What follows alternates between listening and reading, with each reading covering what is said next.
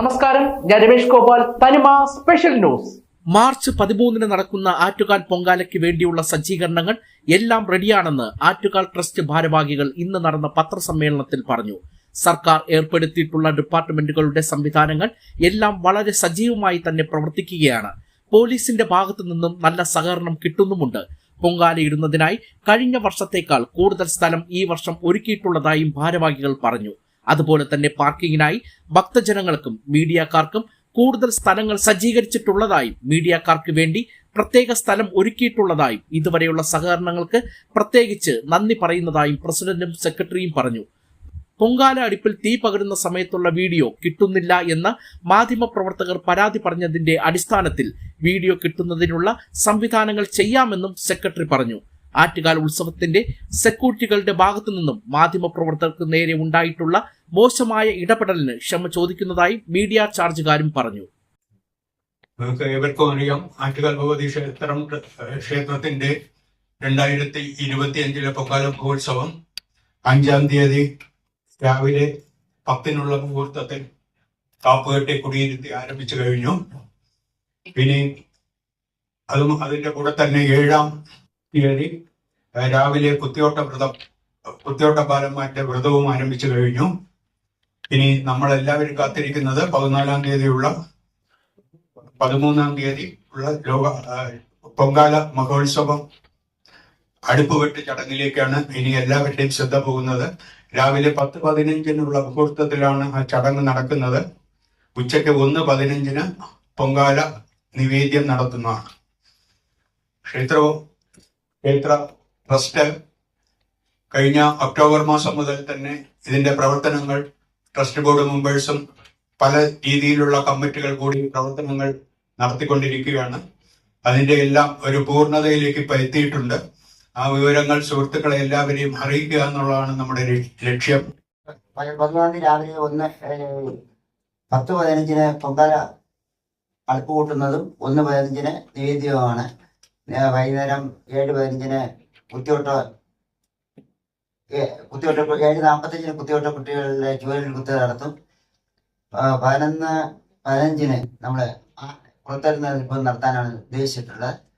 അതിനനുസരിച്ചുള്ള ക്രമീകരണങ്ങളെല്ലാം നമ്മൾ അറേഞ്ച് ചെയ്തിട്ടുണ്ട്. മാർച്ച് 14-ാം തീയതി രാത്രി 10 മണിക്ക്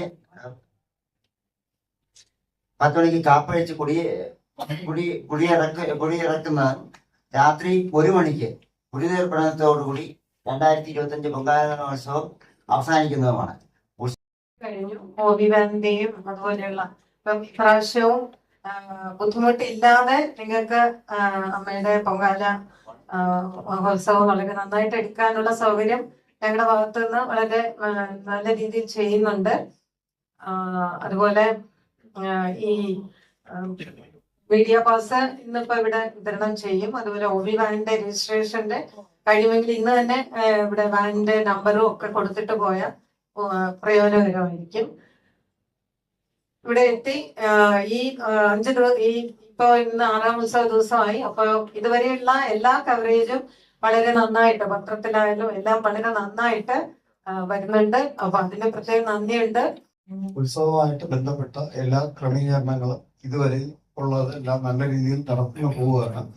നിങ്ങളുടെ എല്ലാവരുടെയും സഹകരണം അഭ്യർത്ഥിച്ചുകൊണ്ട് നിങ്ങളുടെ സഹായവും ഇതുണ്ടെങ്കിൽ മാത്രമേ നമുക്ക് ഈ പൊങ്കാല മഹോത്സവം ഭംഗിയായിട്ട് നടത്തി തീർക്കാൻ പറ്റും. അപ്പോൾ നിങ്ങളുടെ എല്ലാവരുടെയും ആത്മാർത്ഥമായിട്ടുള്ള സഹകരണം പ്രതീക്ഷിച്ചുകൊണ്ട്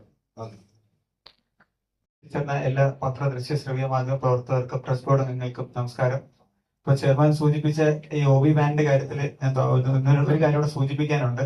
ഞങ്ങൾ ഇത്തവണ ഒരു രജിസ്ട്രേഷൻ കൂടി ഒന്ന് ഏർപ്പെടുത്തിയിട്ടുണ്ട്. കാരണം അവിടെ വാഹനങ്ങൾ ക്രമമായി പാർക്ക് ചെയ്യുന്നതിലേക്കായിട്ട് നിങ്ങളുടെ എല്ലാവരുടെയും സഹകരണം അഭ്യർത്ഥിക്കുകയാണ്. നിങ്ങളുടെ OV വാനിന്റെ നമ്പർ ഒന്ന് ഒരു റിക്വസ്റ്റ് ആയിട്ടും തരാം, സ്പോട്ടിൽ തന്നെ അപ്രൂവൽ ആയിട്ട് തരാം. കാരണം ഞങ്ങൾക്ക് പോലീസിനോട് കൊടുക്കാനുണ്ട്. കാരണം പൊങ്കാലക്കാർ ഇരിക്കുന്ന സ്ഥലത്തിന് അടുത്തായിട്ട് തന്നെയാണ് ഈ OV വാൻ ഇടാനുള്ള സ്ഥലവും ക്രമീകരിച്ചിരിക്കുന്നത്. അപ്പൊ പോലീസിന്റെ സപ്പോർട്ട് കൂടി അവിടെ ഉണ്ടാവും. അപ്പൊ എത്ര വാഹനങ്ങൾ ഉണ്ടാവുമെന്ന് അറിയുന്നതിനും സ്ഥലം ക്രമീകരിക്കുന്നതിലേക്ക് വേണ്ടിയിട്ടാണ്. അപ്പോൾ എല്ലാ ചാനൽ പ്രവർത്തകരുടെയും അകമഴിഞ്ഞ സഹകരണം അഭ്യർത്ഥിക്കുകയാണ്. അതുപോലെ നേരത്തെ നടന്ന മന്ത്രിതല അവലോകന യോഗങ്ങളിൽ ഒരു വാർത്ത ഉണ്ടായിരുന്നത് നമ്മുടെ എല്ലാ വർഷവും നടന്നു വരുന്ന പുഷ്പവൃഷ്ടി ഈ വർഷം ഉണ്ടായിരിക്കില്ല എന്നൊരു അറിയിപ്പ് ഉണ്ടായിരുന്നു. എയർപോർട്ടിലെ റൺവേ മെയിൻ്റനൻസ് കാരണം ഇത്തവണ അത് സംസ്ഥാന സർക്കാരിന്റെ സപ്പോർട്ടും അദാനി എയർപോർട്ടിന്റെ അതോറിറ്റീസിന്റെ അകമഴിഞ്ഞ സപ്പോർട്ടും Rajiv Gandhi centre of aviation ടെക്നോളജിയുടെ സപ്പോർട്ടും കണ്ട് ഇന്ന് രാവിലെ അതിനുള്ള അപ്രൂവൽ കിട്ടിയിട്ടുണ്ട്. ഇന്ന് ഒരു ദിവസത്തേക്ക് പണി നിർത്തിവെച്ച് അന്നത്തെ ദിവസം പുഷ്പവൃഷ്ടി നടത്തുന്നതിലേക്കുള്ള സൗകര്യം അദാനി എയർപോർട്ട് ഒരുക്കി തരികയും ഇപ്പോ കളക്ടറുടെ ഫൈനൽ അപ്രൂവൽ വേണ്ടി പോയിരിക്കുവാണ്. എന്നാലും വെർബലി അപ്രൂവൽ കിട്ടിയിട്ടുണ്ട്. അതും ഈ ഒരു അവസരത്തിൽ എല്ലാ പത്ര, ദൃശ്യ, ശ്രവ്യ മാധ്യമ പ്രവർത്തകരെ അറിയിക്കുകയാണ്.